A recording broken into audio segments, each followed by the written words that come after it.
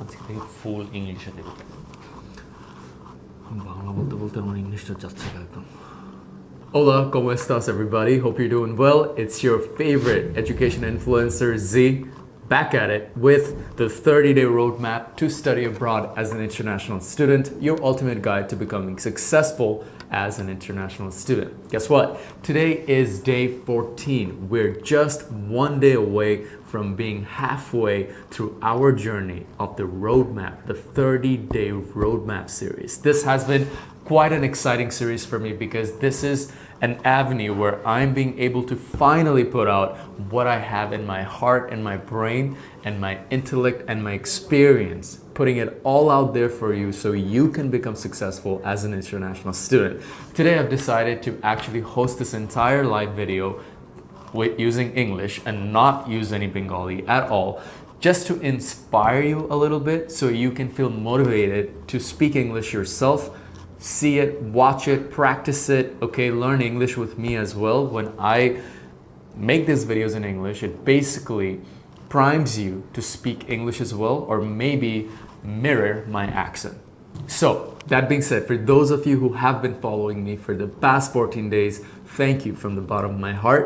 Thank you so much. It means the world to me because look, this is something that I'm doing out of passion and it's taking a lot of work to do as well. My videographer, Nando, who's behind the camera, has been working super hard to push those videos out every single day, and also for me to be able to structure all the information for each day. Nobody in the entire world does this or has ever done it. No influencer ever has gone online and made a 30-day roadmap to become an international student.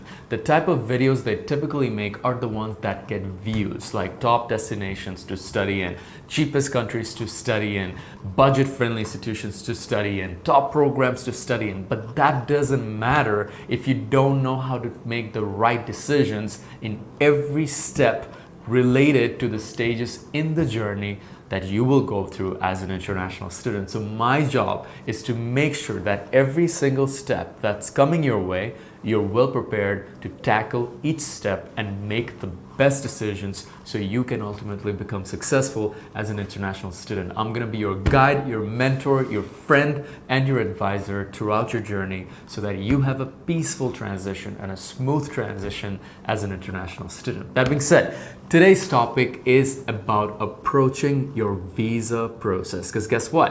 In the last live video, we learned how to actually approach your admission process so that you can go through it without any trouble.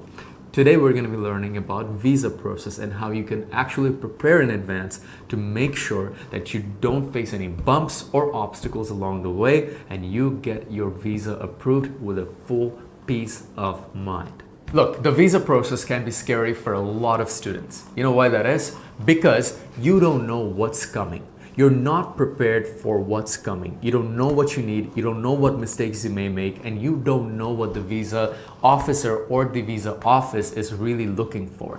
That creates confusion, anxiety, and fear, which leads to the stress that lots of students go through, and they process this whole thing in a hectic way and make them messy. But it doesn't have to be that way. Your visa process is actually a very simple thing along the journey and doesn't have to be complicated. So in this video, I'm going to explain things in a certain way that makes it very easy for you to understand how to actually approach the visa process and how to prepare in advance for it. Because that's the biggest mistake students make, which is they don't prepare for their visa application process until it's time for their visa application process. The problem with that is because there are so many complex requirements for your visa, like your funds preparation, your tax grooming, your income grooming, all that stuff. You cannot wrap all that up in a matter of 1 or 2 months.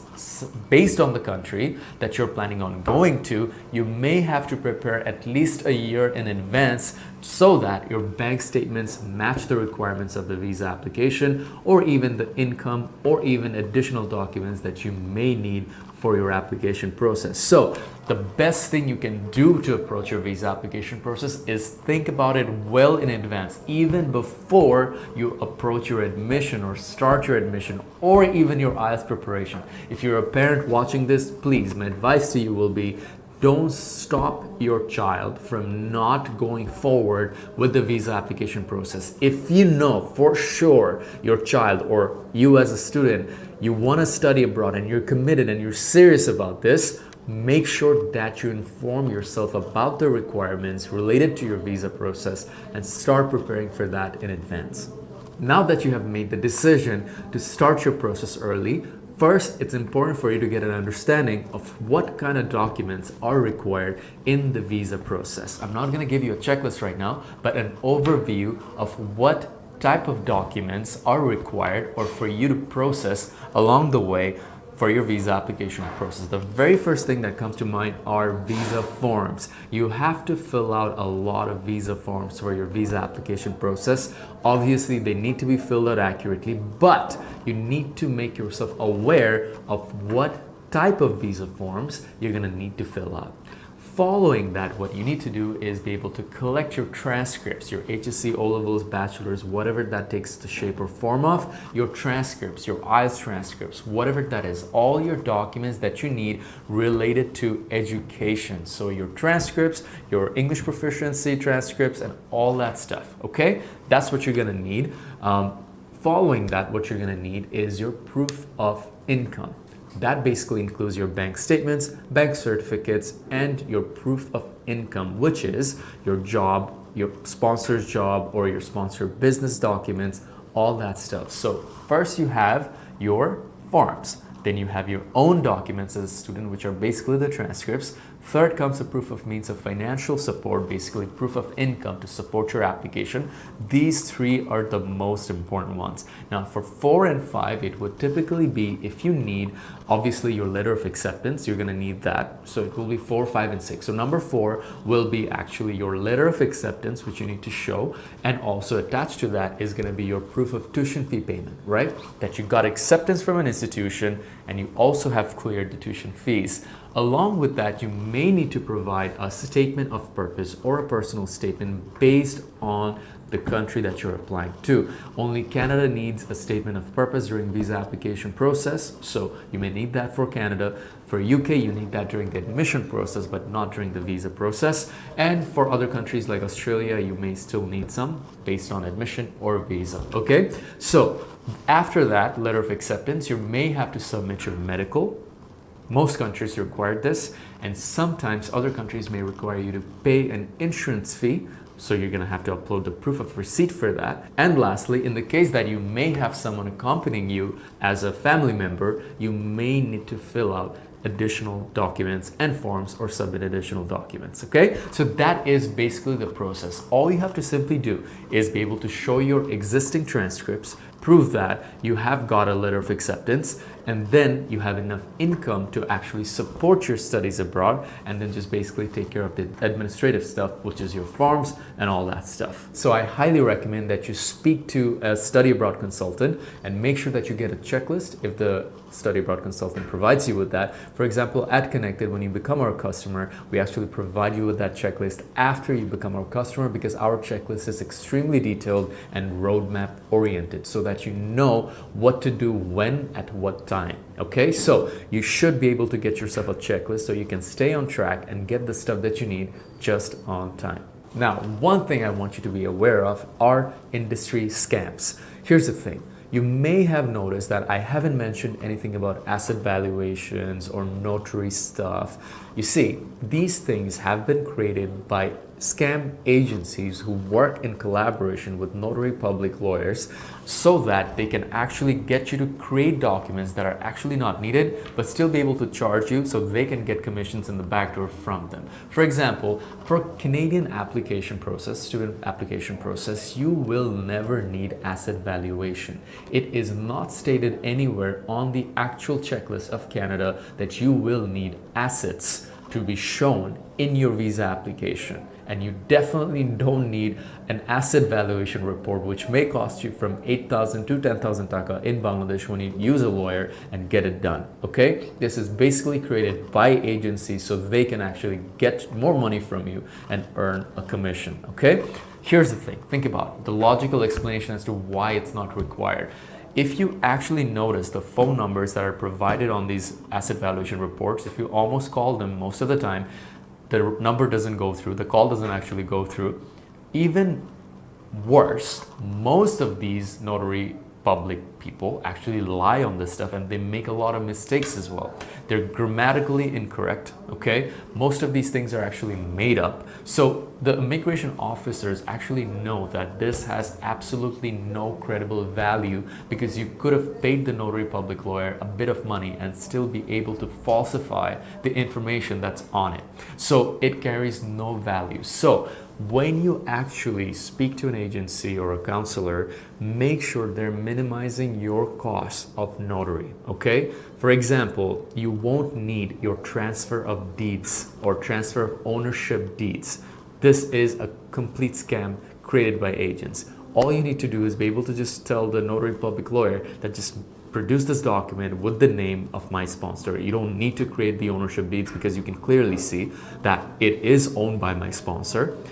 Your visa officer doesn't need to see the transfer of ownership. All they have to see is a summary deed, which basically mentions that your sponsor owns the piece of land or the apartment or the building or the property that you're planning on showing. So be aware of cutting costs around that, because it may cost you up to 40 to 50,000 taka to organize all these documents.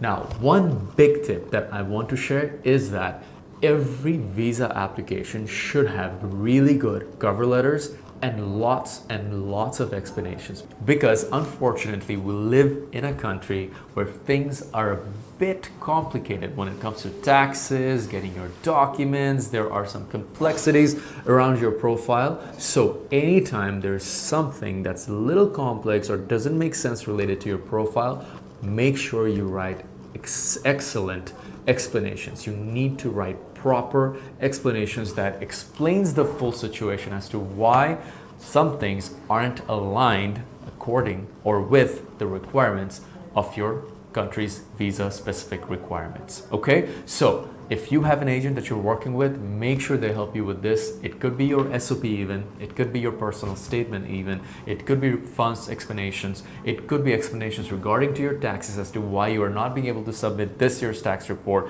because it's not the fiscal year yet. So it's stuff like that you need to be able to explain. For example, your education gap, if you have education gap on your profile, you need to explain that in your visa application process. Or it could be that your sponsor is retired now, so they don't have a credible source of income anymore. How do you prove that your income is going to be consistent? So all these things matter during your visa application process. So make sure you get help from a study abroad agent for this. And one thing I definitely want you to be doing is make sure your entire visa application package, which means all the documents that you're planning to submit through the portal, make sure they're clean, well scanned, well organized, bookmarked, and everything has a proper explanation from start to finish so that it seems logical. I have seen so many students just upload random documents that have absolutely no meaning at all whatsoever. For example, some students submit their Bengali actual deeds, the original deeds that are not even properly written, and you cannot even read it properly. All these deeds are being submitted along with the translation. Sometimes students are submitting Sanchya Patra savings certificates just because they think they need to submit that. You don't. All you need to do is just get a certificate from the bank and submit that. No Bengali documents need to be submitted, or even the voucher that you got from selling your cow. Things like that don't matter. For example, business registration certificates. Sometimes students actually upload VAT certificates or the VAT receipts and stuff like that. Yes, to prove your business, you're going to need your BIN number, BIN license, your VAT certificate, and your trade license, but no other documents beyond that. When you're submitting your trade license, you don't need to submit the Bengali one. All you have to do is just submit the translated one. Stuff like that. Keep it clean. Make sure they're well scanned. Make sure they're not scanned with your phone through a cam scanner. Don't do that kind of stuff. This is your visa application process we're talking about. It's the most important part of your application, so don't try to cut corners. All right, now let's assume that you have submitted your visa application. You know what's next? It's usually your biometrics request. every embassy or every consulate office is going to require that you go and submit your fingerprints, which is your biometrics, and your photo, so they have proof that you're actually a real person. Typically, based on the country that you're applying for, most of them don't require an interview. It's typically USA that needs an interview, but other destinations like UK, Canada, Australia may call you, but countries like Sweden, Finland, they won't be interviewing you at all. It's always or typically document based, and your documents are going to be your merit to getting the visa application, all right, or the visa approval. Now, once you get your biometrics, it's time to submit your passport if your visa gets approved. And once you submit your passport, voila, you're done. That's basically it. And one thing I do want to tell you, don't be afraid of fees along the way. I have seen so many students get all frustrated about the upcoming fees that they see. Like they have to obviously pay the fees of visa application, then sometimes for biometrics to get the appointment, they have to pay another fee to also submit the passport, get it delivered. You may have to pay another fee, so don't be scared. Look guys, you're on a journey where you're gonna spend thousands and thousands and thousands of dollars to afford your education. It doesn't hurt to spend a few thousand here and there just to ensure that your visa application gets submitted properly and you get your visa approved in a convenient way. So have that little window, allow for that additional expenses, and don't get frustrated by it. So that's basically it in terms of the journey for your visa application process. That's all about it in a nutshell as to what you can expect throughout your visa application process, starting with preparing early, then knowing what documents are going to be required, start collecting them as required, and then submit your application and wait till you get your decision, submit your passport, and then you're good to go. All right. Following that, we're going to be talking about this period of time. So in the next live session, what I'm going to do is I'm going to discuss the time that you receive your visa to the date you're flying. There's going to be at least a month or two in between. What do you do in those 2 months? Do you just party hard? Do you meet your friends and waste time everywhere? Or you actually build your skills so that when you move abroad, you already stand out as an international student so you can get professional jobs before anybody does. All right, that's the goal. So tune in to my next video where I'm going to share with you how you can build your skills in a proper way so you can land professional jobs as soon as you move overseas as an international student. That being said, I really hope that you enjoyed today's live session related to your visa process as an international student. For those of you who don't know, I actually own a company called Connected Education where we help you with the entire journey as an international student, from IELTS training. This is about IELTS. This is all about your admission and visa process. So we help you with your IELTS training, admission processing, visa processing, all the way up to career development. So if you really want to learn more about how we can help you, make sure to sign up through the link in the comments. My team will get in touch. That being said, that's my exit for today. I'll see you in the next video.